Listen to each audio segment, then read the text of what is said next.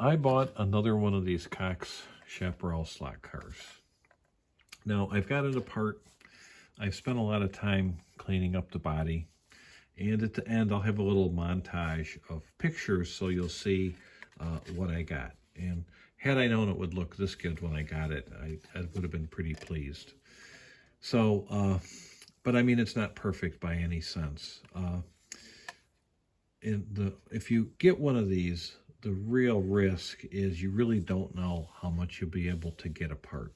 A lot of times these are glue bombs with a lot of glue holding them together. And that's actually what I thought I had with this one.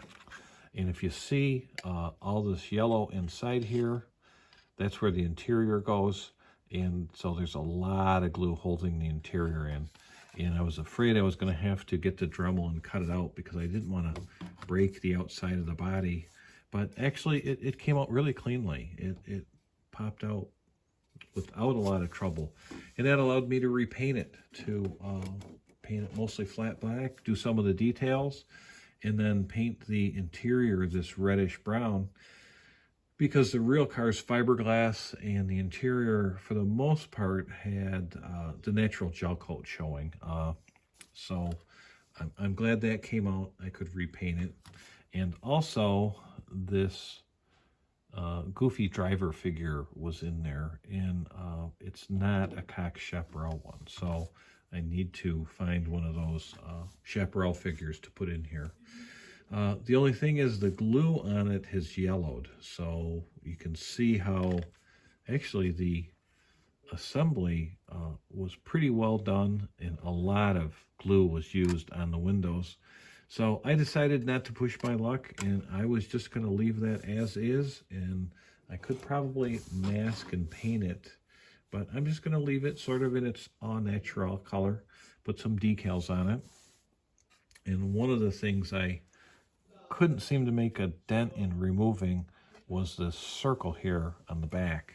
So I'm just going to try to cover that up with a decal, and I think I'll have a sort of okay looking Cox Chaparral 2D. And then of course I'm doing the usual stuff, cleaning off the corrosion off the magnesium frame. I need to find the right Cox magnesium wheels with the Chaparral pattern in them. And someone makes reproduction tires, and that's the kind of stuff where eBay's really your friend for finding that stuff quickly. You know, it shows up in a couple days. It's kind of nice. I'll upgrade the motor a little bit with what Cox called a NASCAR motor. There's a lot of these new old stock NASCAR motors around, and someone has them on eBay for a real reasonable price right now. So let me get my decals. We'll see how it all looks, put it together, and like I say, we'll see how it comes out. Thanks to eBay, I was able to obtain what I needed to finish. Well, one was decals. The second was a driver figure, the right wheels, reproduction tires, and now I can reassemble everything. So I already put the decals on, and you know, body looks pretty presentable. It's not super fantastic. My big concern was someone had some sort of marker on the back. It was a circle like a roundel, but I was able to cover that up with a decal, and that's probably as good as that was going to get. So I'm pretty pleased with, you know, the overall results of, you know, cleaning up the body and putting on the decals. Now, I bought this Cox Chaparral, and it's brush painted rather garishly, but I didn't get it for this body. I basically bought it for parts. So luckily, the driver came out pretty cleanly. A lot of times they're glued in, a lot of excessive glue, and you end up having to cut them out from the bottom side with a Dremel, or break them out. You end up breaking something. So really just the glue broke away on that. So that's pretty lucky. He was actually pretty presentable too. All I did to him was I painted seat belts on him. So, you know, that'll finish off our interior. And I need to attach all that. And I'm not going to use a cement or a glue. I'm going to use this silicone adhesive. And The downside with this adhesive is it takes a long time to dry. So we're talking a couple hours.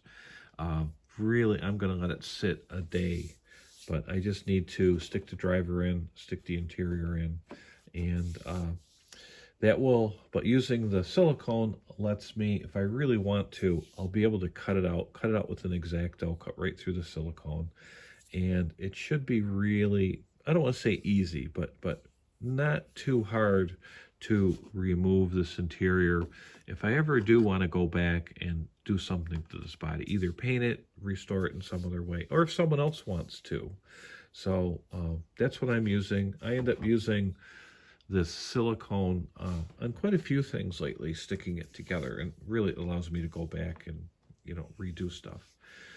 Now with this car, I also got a complete chassis, but what I really needed from it were these magnesium wheels with the Cox wheel pattern in them, both front and rear.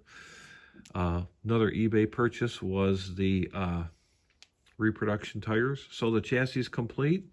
Remember, I upgraded the motor to a Cox NASCAR. Again, it was on eBay. I do need to track down the braids that pick up the power from the track. They push right in. I'm not overly concerned with that. I'm sure I can track those down. So now I just need to assemble it, and we'll see how the results come out. So I've got this all back together, and it's really hard to remember how it looked when I first got it. So stick around in a couple seconds. I'll have a little montage of just pictures of the progress of it.